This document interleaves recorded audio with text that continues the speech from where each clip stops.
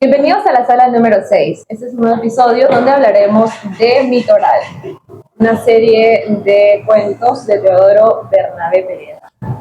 Cuéntanos, David, ¿quién es Teodoro Bernabé? ¿Qué tal? Buenas, hola Alejandro, hola Jimena, otra vez yo feliz de estar con ustedes, estar aquí en este bonito lugar con Museo Café Bar, a quien por cierto le agradecemos, ¿no? su hospitalidad, ¿no? En darnos este espacio tan bonito para conversar de literatura. Primero para reencontrarme con ustedes, que es un acto de amistad profundo, y a la vez con mucho más razón sobre este libro Mito Oral de Teodoro Bernabé. Yo quería comentar brevemente una semblanza de Teodoro para luego ya entrar a los cuentos, ¿no? Teodoro Bernabé Pereda es docente de educación secundaria con mención en lengua y literatura, egresado de la Universidad Nacional de Trujillo, posee una maestría en convención e investigación y docencia otorgada por la Universidad Pedro Rigallo de Lambayeque. Ha sido finalista en el Bienal de Cuentos de Premio Copé. Y digamos que su labor fundamental ha sido como docente, como pedagogo y también como escritor, ¿no? Digamos que de lo que vamos a hablar hoy día es ese trabajo maravilloso que se llama Mito Oral. Vamos a hablar de Mito Oral 1, pero cabe recalcar que en realidad Mito Oral ya tiene una cuarta publicación. Cuando acá tenemos el número 3, Mito Oral 3, y Mito Oral 4, ¿no? Aparte, Teodoro también tiene novelas, tiene cuentos también. Digamos que Teodoro Bernabé ya forma parte de la narrativa, al menos de la literatura en la libertad, ¿no? Y es un autor conocido, leído también. Entonces me parece ahora una oportunidad brillante para que a partir de la literatura podamos conocer su labor literaria y a la vez también conocer esta representación del virus que maneja aquí. Hola Alejandro, no sé. Bien, bueno, vamos con el primer tópico, eje, tema, que es la riqueza cultural y la memoria oral, ¿no? Dentro del libro, que me parece está no plagado, me parece un término injusto, pero sí está lleno el libro de esta riqueza oral, ¿no? La realidad se nota desde la primera página, en Mito Oral 1, y no descansa hasta la última. Y de eso se encarga muy bien el narrador. El narrador logra reflejar muy bien esta cultura que existe en Virú. No sé si ustedes opinan lo mismo. O sea, ¿cómo se ve reflejado, digamos, la riqueza cultural de Virú dentro de cada mito, cuento o leyenda? Bueno, yo hace ratito les preguntaba a los chicos qué significaba mito oral. Y te dijeron, Jimena, mito oral. Ok, sí. Es verdad, pero, o sea, y es real porque es un conjunto de pequeños relatos y cuentos que se transmiten de generación en generación de manera oral, ¿no? Entonces tenemos como mucha riqueza de estas comunidades que muchas veces son pasadas por alto, muchas veces son olvidadas, y Teodoro se toma el tiempo de ir, además es un trabajo de investigación, claro, que se quedó en la casa de ellos, conversó con ellos, con ellas, y sacó estas leyendas, estos mitos de su propia voz, ¿no? Entonces yo creo que le dio voz, o sea, como lo hemos hablado antes, es una creación colectiva, ¿no? Donde la comunidad es la protagonista de todo el cuento. Creo que son de alguna forma estos narradores, no sé cómo decirlo, narradores invisibles, ¿no? Unos narradores que están ahí subyacentes, ¿no? Sí. Dentro de la misma voz de... Ahora, en realidad, lo que tú has dicho, por ejemplo, sobre el tema de la memoria, me hace pensar siempre en qué importante es la memoria, ¿no? Porque al fin y al cabo, los textos, los mitos, cuentos y leyendas, que son de Virú en este caso, es como que son esas historias que habitan en el pueblo, que forman parte de la idiosincrasia, de la forma en que el pueblo y la comunidad se entiende a sí misma, de la forma en que nos decimos cosas, nos prohibimos cosas, nos advertimos cosas, pero habitan en la realidad. El trabajo de Bernabé ha sido impresionante para mí porque hay una toma de conciencia de la importancia de la memoria, esa memoria colectiva en este caso, pero también la necesidad del registro oral o de la textualización para que ese conjunto de historias, de episodios de un pueblo tan importante no queden en el olvido o en todo caso se lleve un registro concreto, ¿no? Y sobre lo que tú mencionabas acerca de esta autoría colectiva, de esta forma incluso hasta polifónica, Yo quería leer brevemente ya para quizás entrar a los cuentos, esta parte que me parece un acto bastante honesto también, por cierto, de Teodoro, cuando dice, por ejemplo, lo siguiente, están las palabras preliminares. Solo una pequeña parte, dice, el pueblo es el autor de este libro. Él es el Dios de los recursos y personajes, quienes palabras a palabra construyen su mundo y se revelan tal como son y corren el riesgo de ser viruñeros a costa de sus propios actos. Yo no he hecho otra cosa más que escribir lo que me dictaba el corazón y la memoria de la gente. Fabuloso, ¿no? No pude esperar a que las historias llegaran, salí a buscarlas.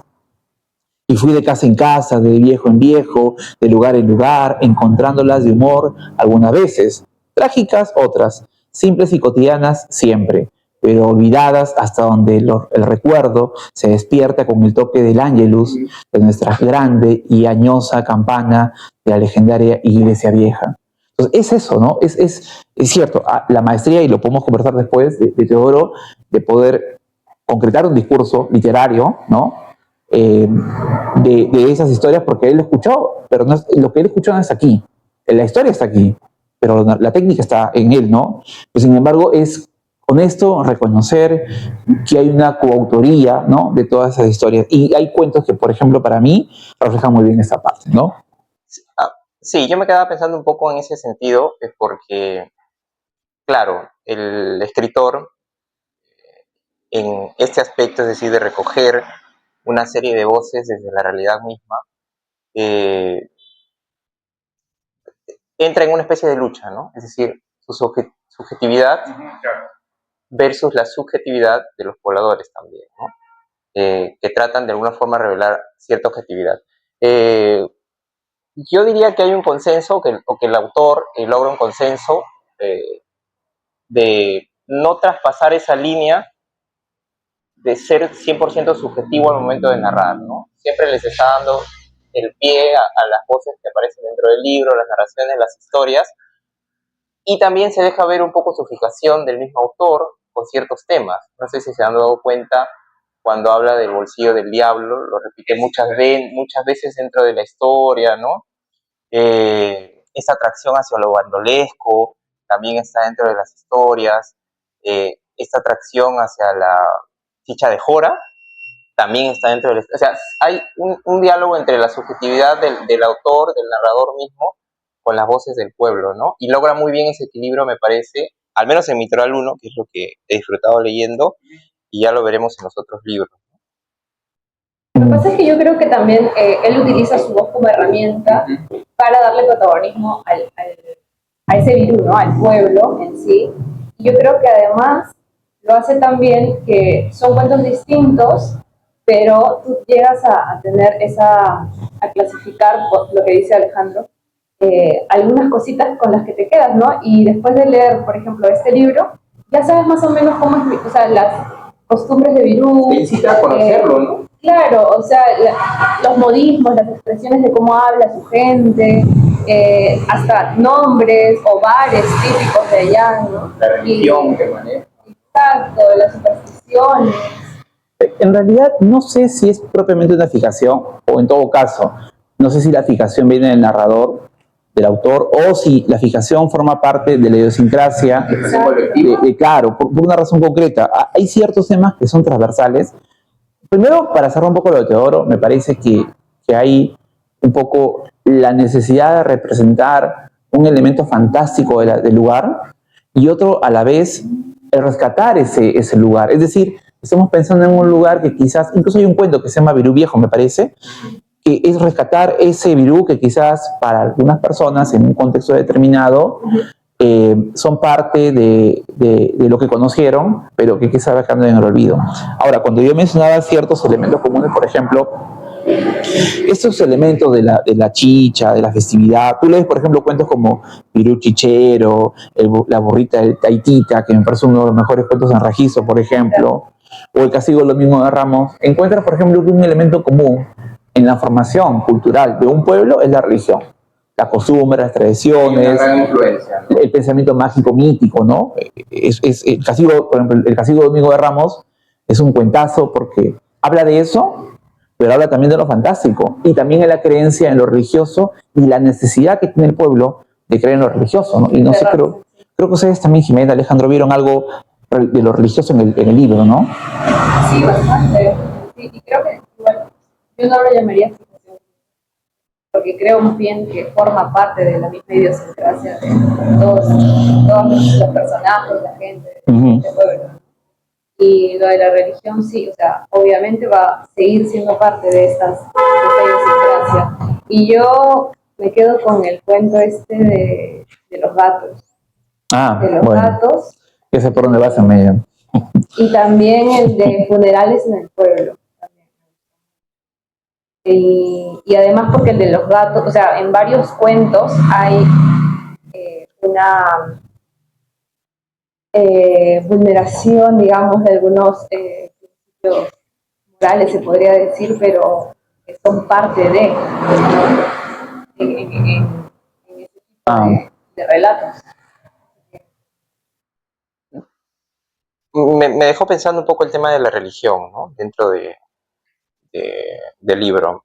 Y cómo la religión dentro de las historias sirve para alimentar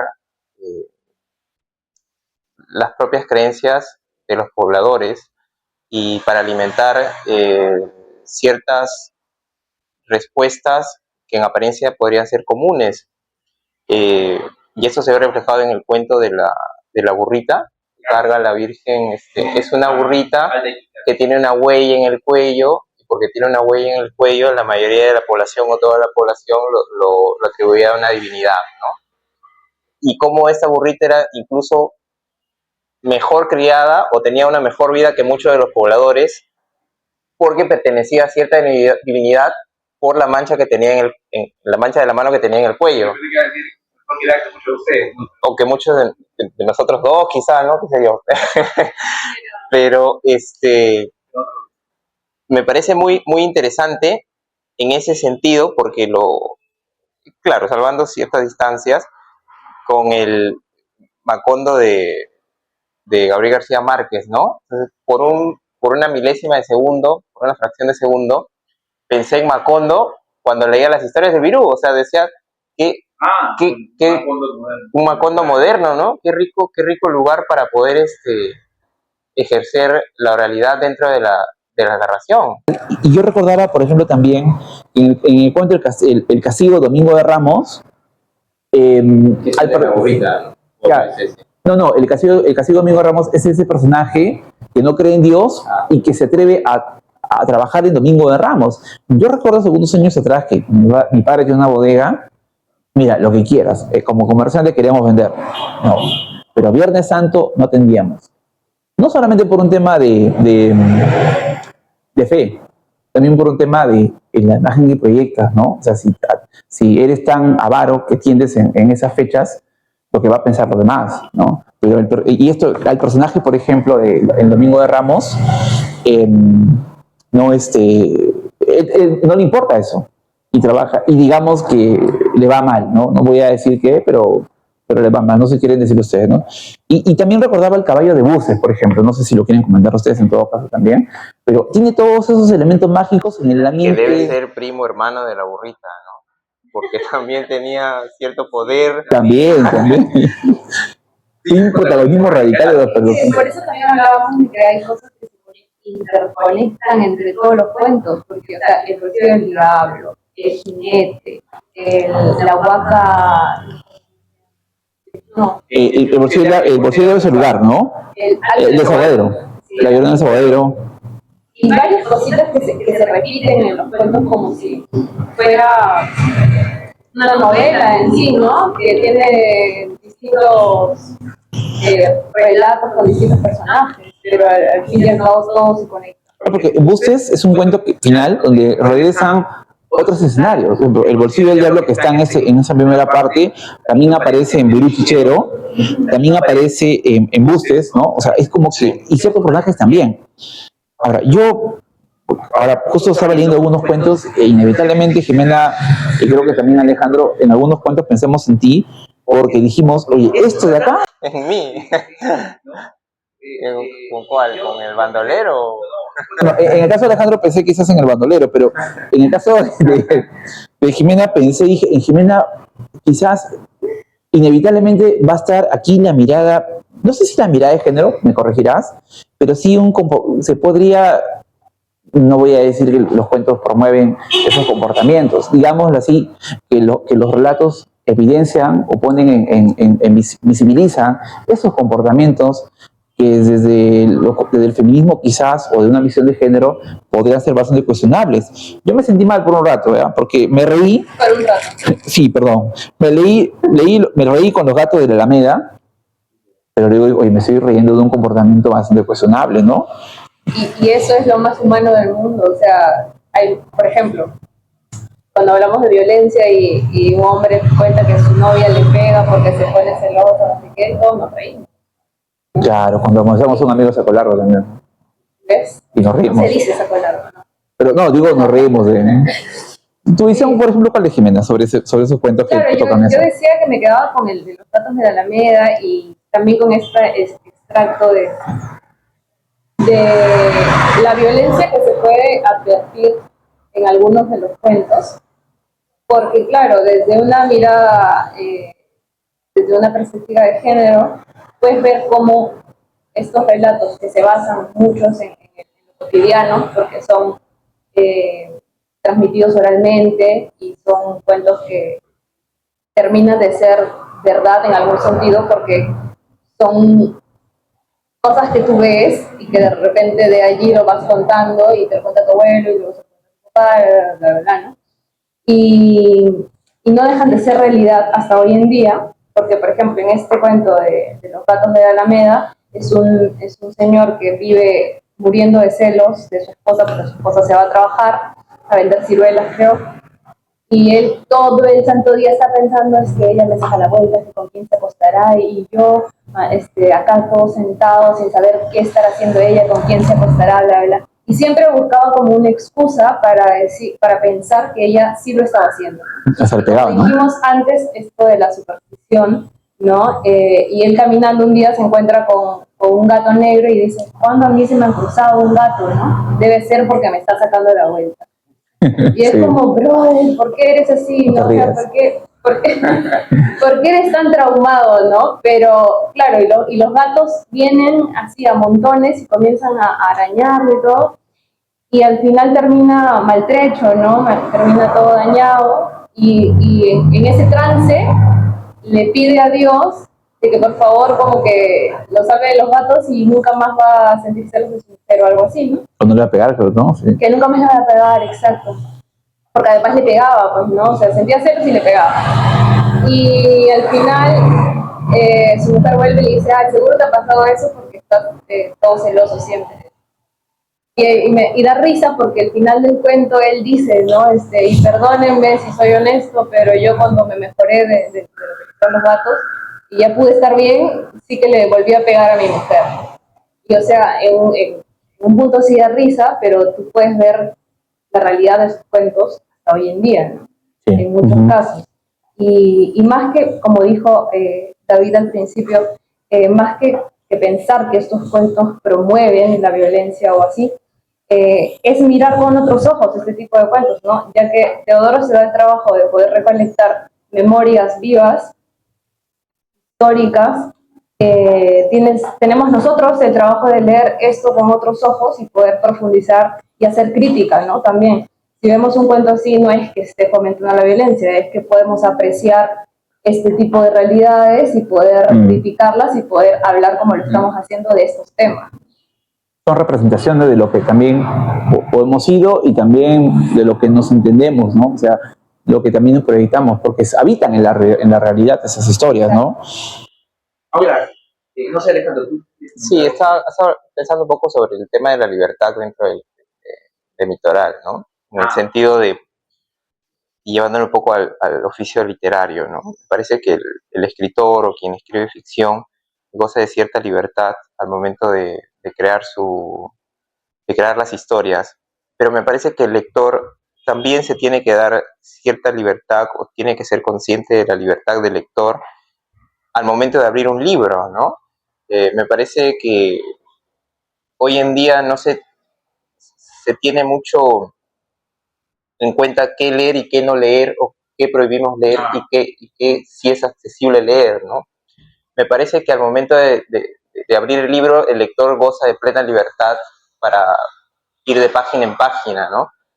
Y esa libertad, al mismo tiempo, cuando vuelves a la realidad que habitas, te vuelves más consciente de lo que te rodea, ¿no? Un poco para cerrar la idea que acaba de dar Ximena, o para agregar un poco a esa idea. Así que bajo esa premisa, me parece que Mitoral aborda un tiempo, una generación que se ha transformado y que no se ha transformado,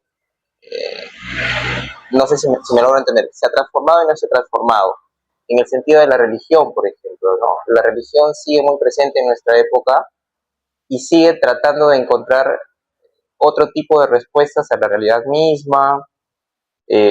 Quizá el bandolero ya no está con nosotros, quizás se ha transformado, son otros bandoleros los que nos habitan y que cometen actos atroces, y que dentro de todos estos actos atroces, así como el narrador logra entrar en su pasado del bandolero para tratar de dar ciertas respuestas al por qué es lo que es, me parece que es una mirada muy interesante que también deberíamos ejercer en la realidad, ¿no? No tratando de justificar, pero sí tratando de conocer un poco más a estas personas que habitan nuestra ciudad y que también cometen actos atroces, violentos en el día a día. Bajo esa idea de lo que acabo de decir, me parece que Mitoral logra o se posiciona muy bien en cuanto a las letras liberteñas o a los libros que hemos leído hasta ahora, ¿no? En realidad, no solamente es la trama o la historia o el mito que se cuenta como tema, como historia, sino que hay un tratamiento en el lenguaje que lo sitúa como literatura, porque, vamos, yo podría recoger las historias, las costumbres, las tradiciones del lugar y recopilarlas como un libro de historias y costumbres y tradiciones, con un lenguaje concreto, pero no más. Pero aquí me parece que lo que hace Teodoro Bernabé es elevar esas narraciones, para mí, al ámbito literario, sí. Porque, por ejemplo, hay un montón de técnicas que maneja, ¿no? O sea, porque, claro, está el discurso oral, pero está el discurso literario, textualizado, digamos aquí en el texto, de tal manera que, por ejemplo, las diferentes voces, por ejemplo, que en el mismo texto se dan. Si hablamos de polifonía, no solamente eso es polifónico porque ha sido la historia contada por varias voces, sino que en la misma escritura habitan varias voces, ¿no? O sea, los diálogos, incluso la forma de los registros diferentes de cada personaje, ¿no? Oye, acá hasta los toritos hablan, ¿no? Y son bacanes. Es totalmente verosímil. Y es verosímil, ¿no? O sea, hay gente que escribe escenas más reales, pero lo escribe tan mal que no son verosímil, ¿no? Y acá, no dije nombres, ya. Solo voy a decir que aquí, hay todo un conjunto de historias, ¿no? Por ejemplo, ¿no? Ahí hablando de, ya, quizás para, no sé si ya no estamos con tiempo. Sí, ya para eso. Pero, por ejemplo, La Llorona del Desaguadero, El Bolsillo Diablo, o los funerales del pueblo, o, perdón, el caso de El Dios del Fantasma. O sea, incluso siendo historia de los pueblos, ellos están acercándose a la realidad, hay todo un conjunto de historias donde lo espectral, ¿no? Lo fantasmagórico aparece, ¿no? El diablo siempre con un señor elegante, con caballo blanco, ¿no? Que te seduce. Temible y conocido. Claro, ¿no? Entonces, las brujas, ¿no? Que son de una forma de... La misma Llorona también, que es un ser espectral que te puede... Cuidado con la Llorona, ¿no? Por ejemplo, en el sentido de que te puede pasar algo malo, ¿no? Entonces, sí, es un libro donde hay personajes que parece que vivieran, no sé si en la misma vecindad, ¿no? Pero que están por ahí, ¿no? Que si vas por aquí, están ellos, estás por aquí, van ellos, pero todos son el alma viva de ese virú. Y el que existe, pero también el que quedó en la memoria del pueblo en este caso, ¿no? Sí, que supongo que hasta hoy en día resuena. Tú vas allá y comienzas a comentar eso, pues todavía resuena hasta hoy. Me parece genial. Y eso que solamente hemos leído Mitoral 1. Claro. ¿Y que hay? ¿Cuántos hay? Tres más. Yo, bueno, el 2 le presté a un amigo a Xavier, espero que me lo vuelvas a ver, pero también tengo acá el 3 y el 4 tengo aquí, ¿no? No, yo sí los presto porque sé que... Ahí yo tengo uno que me prestó. Total. Ah, pero escúchame, que todos son de Virú, entonces. Sí, todos son. Hay un montón de historias. Sí, y les comento, ¿no? Yo sé que, bueno, yo conocí al autor, les comento, fui a visitarlo, no, me parece que era bonito conocerlo. No, conocí, porque lo fui a visitar y sigue, y no. Cuando lo conocí, mejor que cuando lo conocí con un amigo, con Carlos Pérez Ruti, con Carlos Santamaría, ¿no? Un tipo extraordinario como persona, ¿no? Una historia, cuéntanos un... No se puede contar. Pero bueno, digamos que conocimos Virú. O sea, fuimos por varios lados de Virú, fuimos por el Castillo de Tomabal, por ejemplo, también fuimos a una playa por ahí, y en lo que me voy a concentrar, que justo escuchaba un diálogo entre él y Carlos Santamaría, que hablaban de que cómo han estructurado los mitos, porque ojo, lo vemos acá, Virú 1, Mitoral 1, Mitoral 2, Mitoral 3, Mitoral 4. Virú, que podría ser Virú 1, Virú 2.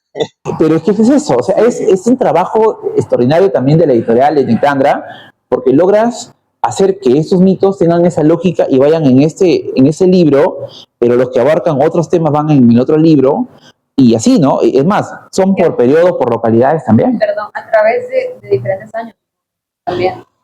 Y lo que pasa es que ese es un trabajo de años que ha hecho Teodoro. Viene de hace muchísimo tiempo recolectando todos esos mitos. Él ha ido, ha conversado con la gente, incluso comentó, y cuando ya era muy tarde, a veces lo invitaban a quedarse con ellos, ¿no? Porque para regresar, porque no es un trabajo que ya escuché las historias por ahí, me contó mi abuelita y las recolecto, ¿no? Él no lo dice en las palabras preliminares, ¿no? Y por ahí escuché que hasta tiene todavía información como para hacer un Mitoral 5, ¿no? Esperemos que Carlos Santamaría se anime con meterle y salga una edición, porque es un libro muy valioso. A eso quería llegar. Así es. Bueno, hay mucho por decir, la verdad, pero el tiempo nos queda corto. Así que, para cerrar cada uno, yo básicamente recomendar este libro y... Sí, a mí me gustó. Ximena. El anterior que leímos me han gustado bastante esos cuentos. Y esto que solamente es el primero de Literal, me ha gustado bastante. Además que siento que nosotros estamos hablando de cuentos, mitos, orales y tal vez la gente va a creer que va a abrir el libro y se va a encontrar con cuentos así nomás que lo han escuchado y lo han escrito. No, o sea, Teodoro ha escrito de una manera, o sea, él ha escuchado los cuentos sí, pero él los ha escrito a su manera, digamos, pero dándole voz a todos estos mitos y lo ha hecho de una manera espectacular, o sea, su prosa está muy buena y nada, te los recomiendo. David. Bueno, yo definitivamente creo que el decirlo lo recomiendo se lee como tal, pero diría que lo recomiendo porque decía en todo caso que para mí, además de ser un objeto literario, además del valor de la literatura como un acto que conmueve, que entretiene, que permite el goce, el placer estético, ¿no? Un valor fundamental para ver ese libro, lo dice el mismo Teodoro, ¿no? Aquí en esas páginas están los hechos y los pensamientos, los sueños y las frustraciones, las esperanzas y las fantasías de la gente. A través de ellas se entrevé la psicología, los pobladores varios y se desvelan los secretos del alma viruñera. O sea, Virú es Trujillo, o sea, la libertad, ¿no? Es un lugar tan importante para nuestro entorno que también es una forma, insisto en lo mismo porque siempre me gusta esta idea de que leer es una forma, de las tantas formas, el arte es una de las tantas formas de conocernos, entendernos y por qué no también problematizarnos como sujetos. Por eso que creo que el libro es fundamental en toda la biblioteca que tengamos en nuestros hogares. Así que a leer... A leer Mitoral,